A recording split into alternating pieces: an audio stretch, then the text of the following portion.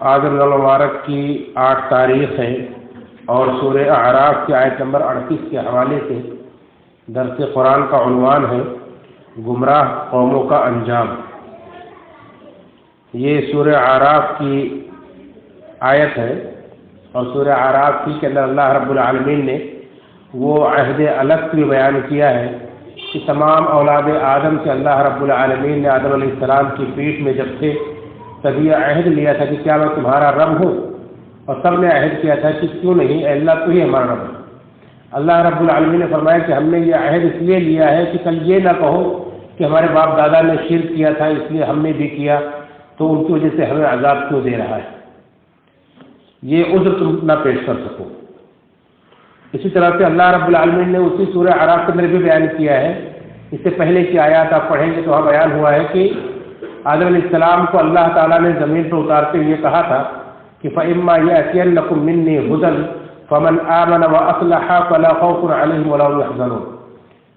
کہ تم میں سے جس کے پاس میری ہدایت آئے گی، جو اس پر ایمان لائے گا، اپنی اصلاح کر لے گا، تو اس پر کوئی خوف کوئی غم نہیں ہوگا، اور جو انکار کریں گے تو ان کے لیے جہنم ہے۔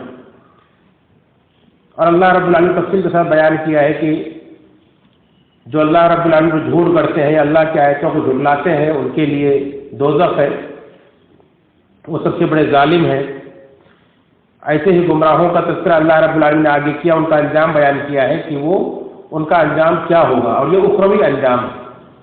آخرت کا انجام ہے، قیامت کا، دنیا کا نہیں، کیونکہ دنیا کی زندگی یہ امتحان کی زندگی ہے،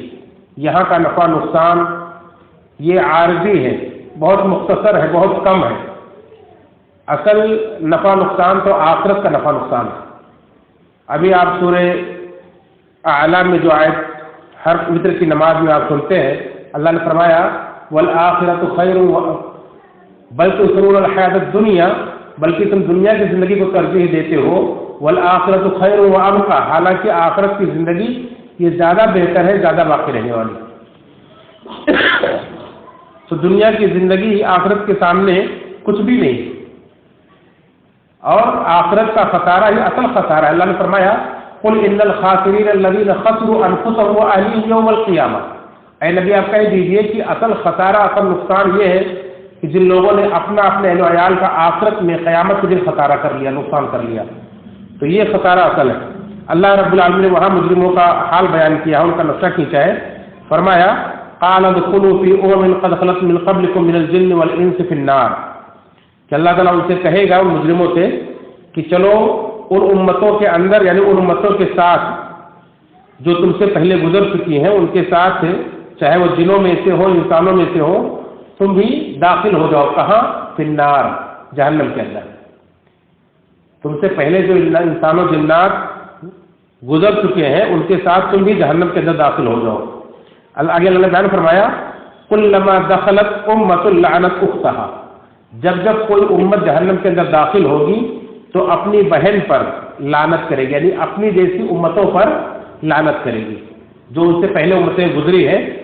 اس کے اوپر لعنت کرے گی۔ لعنت اختہا اللہ نے فرمایا یعنی اپنی بہن، مطلب اپنے ہم اپنے جیسے مشرکوں پر لعنت کریں گے، یہودیوں پر لعنت کریں گے، نصارہ پر لعنت کریں گے، بت پرستوں پر لعنت کریں گے، اس طرح سے بدعتیوں پر لعنت کریں گے، جو جس کے قبیل سے تھا اسی پر لعنت کریں گے۔ حتیٰ اذا ادارکوا فیہا جمیعا، جب یہاں تک کہ جب سب کے سب جہنم کے اندر جمع ہو جائیں گے، قالت اخراہم لاولاہم، تو جو بعد میں آئے ہیں وہ لوگ اپنے پہلے آنے والوں کو دیکھیں گے، جو ان سے پہلے امتیں گزر چکی ان کے باپ دادا ان کو وہاں دیکھیں گے، تو یہ بعد میں آنے والے، پیچھے آنے والے پہلے آنے والوں کو دیکھ کر کے کہیں گے، کیا کہیں گے؟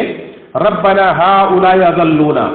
اے ہمارے رب انہی لوگوں نے ہم کو گمراہ کیا تھا، انہی لوگوں نے ہم کو گمراہ کیا تھا، انہی کے نقش قدم پر چل کر آئے اس لیے ہم گمراہ ہوئے، انہی کی پیروی سے ہم گمراہ ہوئے۔ کیوں؟ دنیا کے اندر جو انبیاء اور رسول بلاتے تھے کہ آؤ اس چیز کی طرف جو اللہ نے نازل کی ہے، تو کیا جواب دیتے تھے کہ حسبنا ما وجدنا علیہ آباءنا، ہم نے اپنے باپ دادا کو جس پر پایا ہے اسی پر ہم جمے رہیں گے، وہی ہمارے لیے کافی ہے، یہی جواب دیتے تھے۔ تو اس وقت انہیں دیکھ کر کے کہیں گے کہ یہی وہ لوگ ہیں جو ہم سے پہلے آئے، گمراہی کا راستہ انہوں نے اختیار کیا، انہیں کے پیچھے چلتے چلتے ہم بھی آ گئے، ہم بھی گمراہ ہوئے.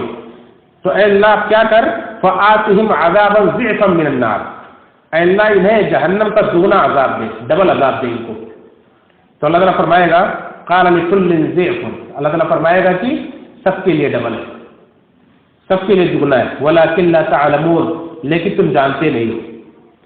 حسین نے کہا کہ سب کے لیے اپنے حسب حال عذاب ہے، اور سب اپنا عذاب بھی اٹھائیں گے، اور اپنے سے پہلے اپنے سے بعد آنے والوں کے لیے جو انہوں نے گمراہی کے نشانات چھوڑے ہیں ان کا بھی بوجھ اٹھائیں گے. جیسے کہ اللہ نے دوسری جگہوں پر بیان فرمایا ہے وَلَيَحْمِلُنَّ أَثْقَالَهُمْ أَثْقَالًا مَعَ أَثْقَالِهِمْ، وہ اپنا بوجھ بھی اٹھائیں گے اور اپنے بوجھ کے ساتھ اور بوجھ بھی اٹھائیں گے. لِيَحْمِلُوا أَوْزَارَهُمْ وَمِنْ أَوْزَارِ الَّذِينَ يُضِلُّونَهُمْ بِغَيْرِ عِلْمٍ، تاکہ وہ اپنا بھی بوجھ اٹھائیں اور اپنے ساتھ ان لوگوں کا بوجھ بھی اٹھائیں جن کو انہوں نے گمراہ کیا ہے بغیر علم کے. تو اس طرح سے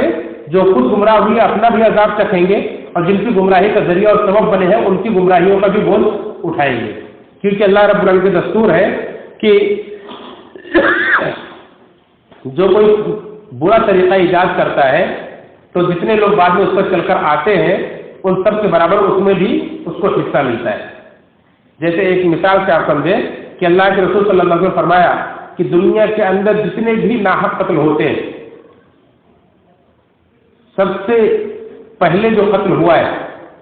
آج تک قیامت تک جتنے بھی قتل ہوں گے ناحق، ایک حصہ آدم علیہ السلام کے ایک بیٹے کو ملتا رہے گا، قابل کو ملتا رہے گا، کیونکہ قابل نے اپنے بھائی حابل کا قتل ناحق کیا تھا. تو جتنے بھی دنیا کے اندر ناحق قتل ہوں گے ایک حصہ قابل کو ملتا رہے گا، کیونکہ سب سے پہلا قتل دنیا کے اندر اس نے کیا تھا. تو اس طرح سے جو بھی گمراہی کا موجد اور سبب اور ذریعہ بنتا ہے تو وہ بھی اس گناہ کا بوجھ اٹھاتا ہے. تو اللہ رب العالمین نے یہاں گمراہ قوموں کا یہ انجام بیان کیا ہے کہ جب وہ جہنم کے اندر داخل کیے جائیں گے تو اپنے سے پہلے آنے والوں پر، اپنی بہنوں پر، اپنے جیسے قوموں پر لعنت کریں گے، اور اکٹھا جب ہو جائیں گے وہاں دیکھیں گے تو ایک دوسرے کو لعن طعن بھی کریں گے، اللہ تعالیٰ سے ان کے خلاف بددعا بھی کریں گے، ان پر لعنت بھیجیں گے، اللہ سے ڈبل عذاب دینے کی مانگ بھی کریں گے. اس طرح سے جھگڑیں گے وہاں، لیکن